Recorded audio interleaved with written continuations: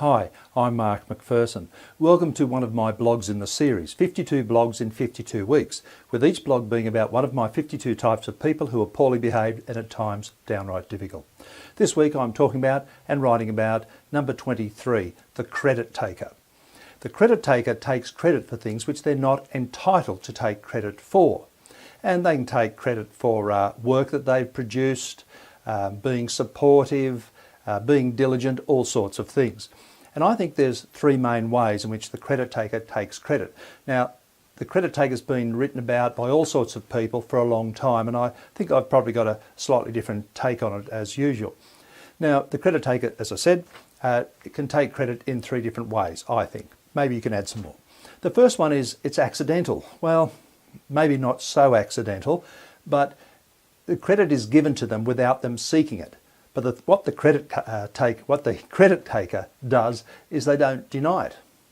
So someone at a meeting says, "Oh, thanks Bill for this," or "Thanks Bill for that," and they just sit there and go, "Oh yeah, great," when they really should have said, "Well, it wasn't actually me, it was my team that supported me, or it was a bunch of us, or I only did a quarter of the work," or something like that. But oh no, they'll take credit. So it's given to them wrongly and they accept it.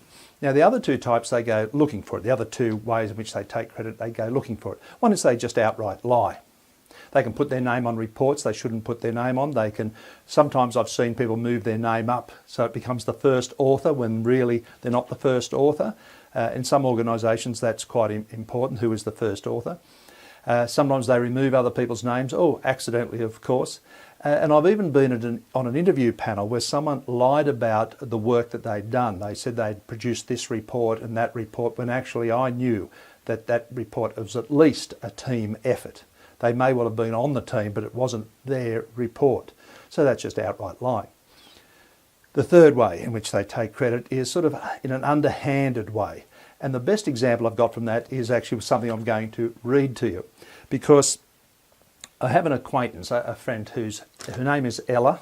Yes, I've changed it. She's a manager, and there were some people on her team working for her producing a project. And one of those people was Bob. The other two were Leanne and John. Now, Bob, once again, not their real names. Bob, Leanne and John used to come to a meeting with Ella every week or so to talk about the project. Okay, so Ella's the manager. Bob is here, John and Leanne are on the same level and they work on a project.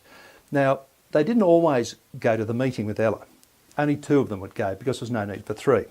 So let me just read something that she wrote for me here. They have a meeting each week with Ella, but usually only two of them go. It's understandable, no need for them all to go. Now, for one of those meetings, Bob, now he's the credit taker here. Bob was the only person who could attend. But the others said, "Oh, that's fair enough, we've got other things on." So Bob goes to the meeting. Now, Bob's a credit taker and it wasn't accidentally given to him, the credit, and he didn't outright lie, but he was underhandedly taking credit for things. And this is how he did it. So at the meeting, Bob made a number of comments, including these sorts of things.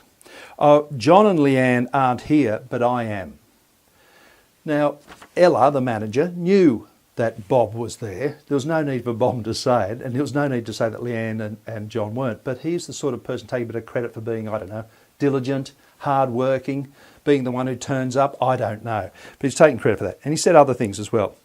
"Even though the others couldn't make it, I wanted the meeting to go ahead because I think it's very important to keep you informed, Ella, about the project." So once again, putting down the others, yes, but he was taking credit for being diligent and being informative and being a good communicator, I guess. So just sneakily throwing in and underhandedly throwing in these little comments to try and get credit for being a good bloke. He also said, "John has a lot of things on at home at the moment, so he has to leave work early."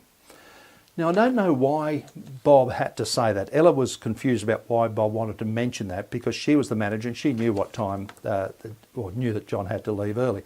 But once again, here's Bob taking credit for being diligent, staying late at work, I don't know. Something like that. And he also said something along these lines. "Leanne's not particularly experienced with this sort of work, but she's learning." He's taking credit there for being the teacher, by the way. Leanne's not particularly experienced with this sort of work, but she's learning, and I enjoy her light-hearted approach to serious matters. What he's saying there is, I'm teaching her, I treat it seriously because I'm a good bloke, give me credit for that. Leanne shouldn't be treated seriously, don't give her any credit because she doesn't treat it seriously. Right? She treats it light-hearted way. And his parting shot was, I've done a lot of this sort of work before, especially when I was working for blah, blah, blah, the other organisation. So look, there's some true stories. Well, all of my stories are true, but there's one that someone wrote me. So the credit taker takes credit when it's not due to them. They can do it when it's accidentally bestowed upon them and they don't own up to it. They can lie and they can be a bit underhanded about it. When they're underhanded, they usually put down other people. If you want to talk to me about how to handle the credit taker, please give us a call. Go to the contact page of my website. That's the easiest thing to do. Contact me through there. Love to talk to you about any of these types, including the credit taker and especially how to handle them. I'll leave it there. Whatever you're doing, have a great time. Look after yourselves, look after your family and friends, and I hope to chat to you soon. See you later.